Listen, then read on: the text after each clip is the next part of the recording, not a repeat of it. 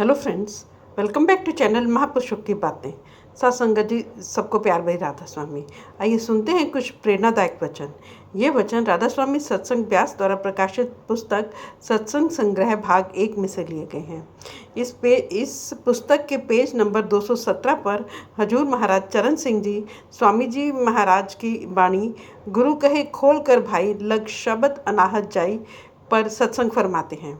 आप फरमाते हैं, ये श्री हजूर स्वामी जी महाराज की बानी है। पहले दिन मैंने तुलसी साहब जी महाराज की बानी ली थी। कल मैंने गुरु नानक साहब के घर की बानी ली थी। आज मैं स्वामी जी महाराज की बानी ले रहा हूँ। मैंने पहले भी अर्ज की थी कि भिन्न भिन्न महात्माओं की बानी लेने से मेरा केवल यही भाव है कि हर एक महात्मा का एक ही संदेश है, एक ही उपदेश है।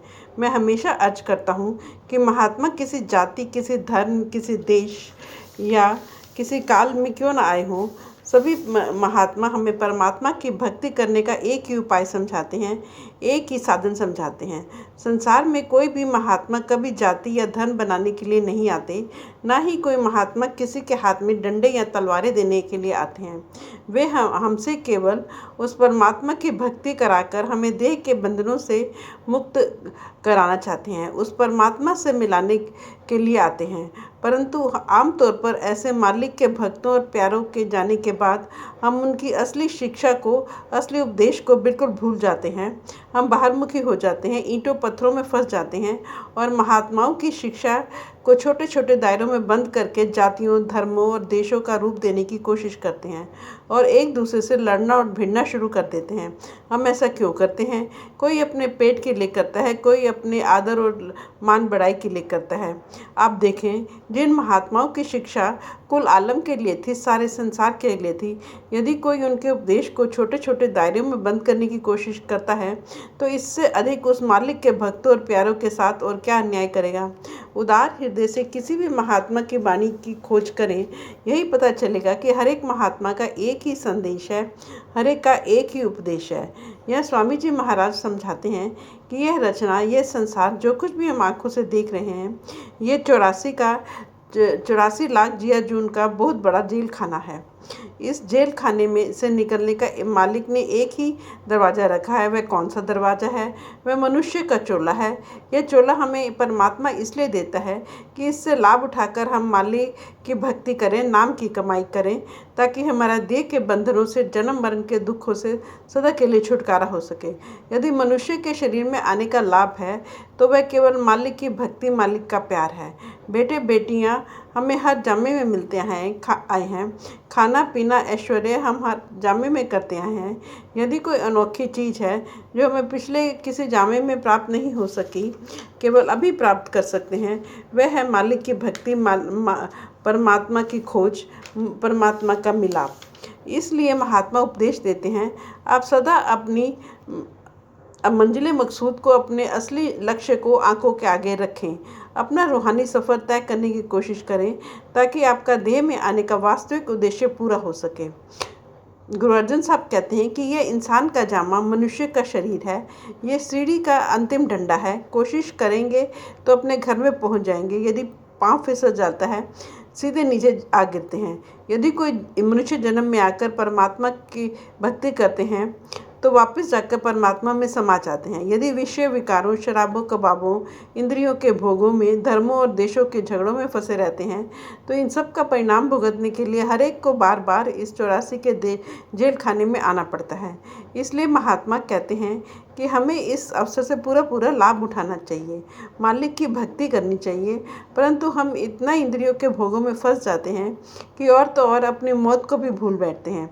रोज़ देख रहे हैं कि हमारे साथी हमारा साथ छोड़ते जा रहे हैं।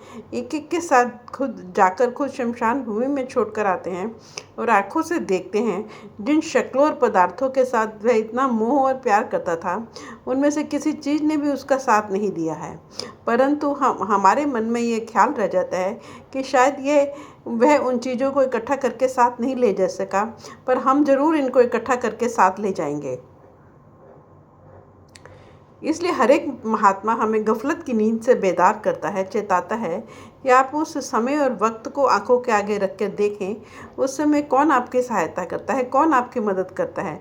ये बेटे बेटियां, रिश्तेदार, यार दोस्त, बहन भाई, जिनके लिए हम इतनी इतनी बेईमानी करते हैं, जीवन के कितने कीमती असूलों को कुर्बान करते हैं, उनको तो यह भी पता नहीं लगता कि मौत के फरिश्ते आते किस ओर से हैं और हमें कानों से पकड़कर किस ओर ले जाते हैं। सिवाय हम इसके कि एक दूसरे के बिछड़ने पर रोने पर जोर दे दें। आप देखें, और तो हम किसी की कोई सहायता, कोई मदद नहीं कर सकते। इसलिए महात्मा कहते हैं कि इनसे लेन देन का संबंध है, स्वार्थ का प्यार है। कोई स्त्री बनकर आ गई, कोई पति बनकर आ गया, कोई बाल बच्चे बनकर आ गए, कोई यार दोस्त बनकर आ गए। जितना जितना किसी से संबंध होता है, उसके समाप्त होने पर सब अपने अपने रास्ते पर चले जाते हैं। ना ही आज तक किसी के साथ कोई गया है, ना कभी किसी के साथ कोई जा सकता है। कई हमें छोड़कर जा चुके हैं और कईयों को हम छोड़कर जाने की तैयारी किए बैठे हैं। एक रंगमंच पर आकर सभी अभिनेता अपना अपना पार्ट अदा करते हैं। कोई राजा का करता है, कोई रानी का करता है, कोई खलनायक का करता है। परंतु जब पार्ट खत्म होने करके रंगमंच से उतरते हैं, ना कोई राजा होता है, ना कोई रानी होती है, ना कोई खलनायक होता है। इस प्रकार ये संसार भी एक बहुत बड़ी स्टेज है।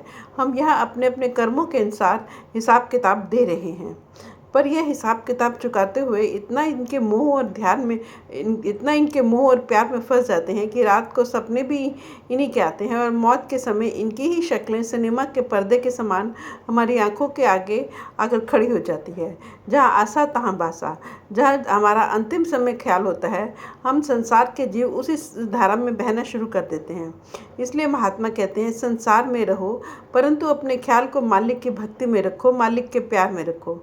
महात्मा संसार छोड़ने के लिए नहीं कहते, संसार से मन को निकालने के लिए कहते हैं। वे कहते हैं, इतना इनके मोह और प्यार में ना फंसो कि जिस उद्देश्य के लिए परमात्मा ने मनुष्य का शरीर दिया है उसको ही भूल जाओ। महात्मा समझाते हैं, अंतिम समय को अपनी आंखों के आगे रख कर देखो। उस समय कौन तुम्हारी सहायता करता है, कौन तुम्हारी मदद करता है, परंतु इस शरीर के अहंकार में ही फंसे रहते हैं, अपनी मौत को बिल्कुल भूले रहते हैं।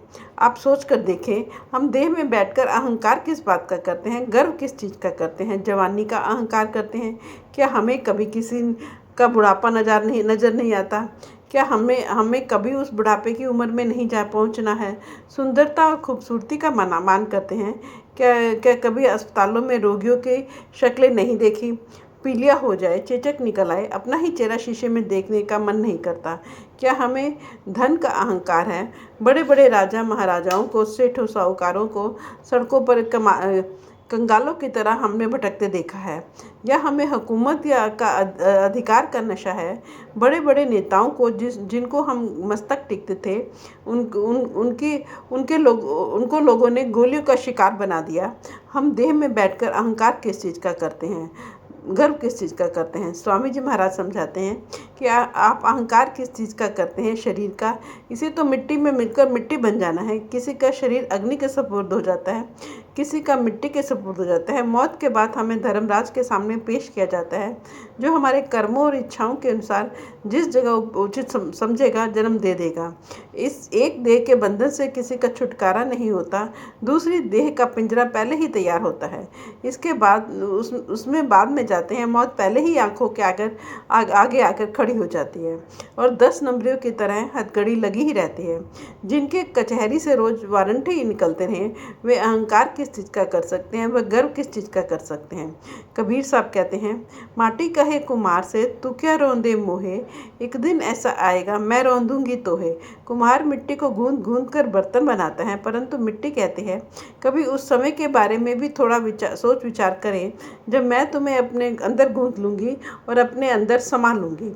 फिर कबीर साहब कहते हैं, लकड़ी कहे लोहार को कि तू क्या जा रे मोहे, एक दिन ऐसा आएगा मैं जारूंगी तोहे।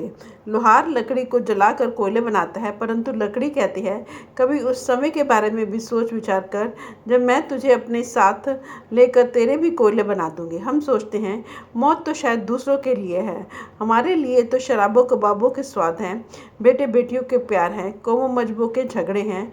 महात्मा हमें गफलत की नींद से बेदार करते हैं कि किस उद्देश्य के लिए यहाँ आए थे और किस प्रकार तुम इन शक्लों और पदार्थों के मोह में फंस कर दिन रात भटकते फिरते हो, दिन रात तड़पते फिरते हो।